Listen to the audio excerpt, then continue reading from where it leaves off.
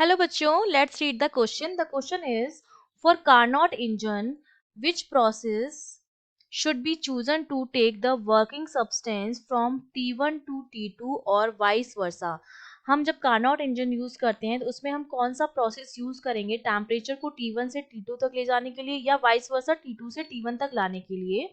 तो देखिए इसके लिए हमारा जो की कॉन्सेप्ट रहेगा वो हमारा क्या रहेगा. हम जानते हैं कि जो T1 होता है वो मेरा हाई टेम्परेचर होता है जो कि सोर्स का टेम्परेचर होता है, इसको हम सोर्स का टेम्परेचर मानते हैं. और T2 जो मेरा होता है वो हम लो टेम्परेचर मानते हैं जिसको हम सिंक का टेम्परेचर मानते हैं. और जब हम कार्नोट साइकिल की बात करते हैं तो इसका अगर मैं कर्व बनाऊं इस तरह से तो ये मेरा कुछ इस तरह का कर्व बनता है.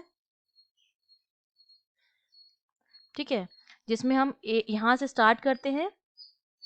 ठीक है, उसके बाद इधर से इधर लेके जाते हैं, इस तरह से आता है. तो यहाँ पर दो प्रोसेस जो होते हैं वो तो दो एडियाबैटिक प्रोसेस होते हैं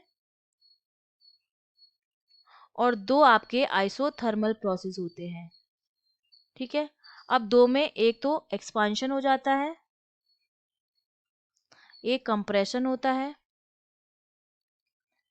सिमिलरली आइसोथर्मल में भी एक तो एक्सपांशन होता है और एक आपका क्या होता है, कंप्रेशन होता है. इस तरह से चार प्रोसेस हम करते हैं और चारों प्रोसेस को ये पीवी के बीच में हम कर्व डालते हैं. तो इस तरह से हम चारों प्रोसेस से करके हम यहाँ से स्टार्ट करते हैं और वापस अपनी इनिशियल पोजीशन पर आ जाते हैं. तो ये हमारा क्या होता है, एक रिवर्सिबल प्रोसेस होता है जिसको हम वापस रिवर्स भी कर सकते हैं. तो देखिए एडियाबैटिक प्रोसेस की अगर मैं बात करती हूँ तो एडियाबैटिक प्रोसेस में क्या होता है, सिस्टम और सराउंडिंग के बीच में किसी तरह का कोई हीट एक्सचेंज नहीं होता है. मतलब डेल्टा क्यू जो होता है वो जीरो होता है. तो जब एक्सपांशन होता है, क्योंकि हमारा पूरा सिस्टम डेल्टा क्यू जीरो है, इंसुलेटेड है. ठीक है, इंसुलेटेड है तो दो चीजें होंगी, एक तो एक्सपांशन होगा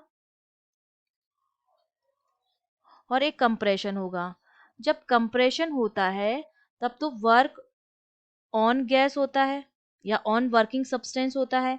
और जब एक्सपांशन होता है तो वर्क डन बाय होता है, वर्क करना पड़ता है सराउंडिंग पर, work done by working substance.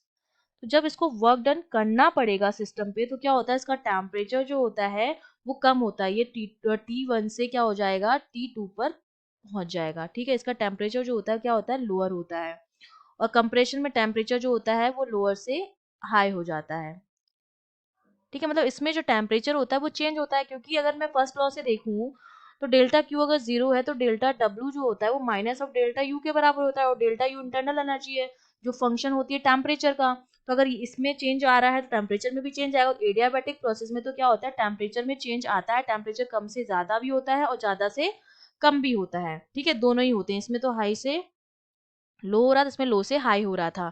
तो अगर मुझे वर्किंग सब्सटेंस का टेम्परेचर चेंज करना है T1 से T2 या T2 से T1 तो हमारा वो कौन से प्रोसेस में होगा, एडियाबैटिक प्रोसेस में होगा. क्योंकि दो दो ही प्रोसेस होते हैं और एक आइसोथर्मल. आइसोथर्मल का नाम से ही पता चल रहा है कि वो प्रोसेस जिसमें हमारा टेम्परेचर जो होता है वो क्या रहता है, कांस्टेंट रहता है. मतलब डेल्टा टी जो होता है वो जीरो होता है.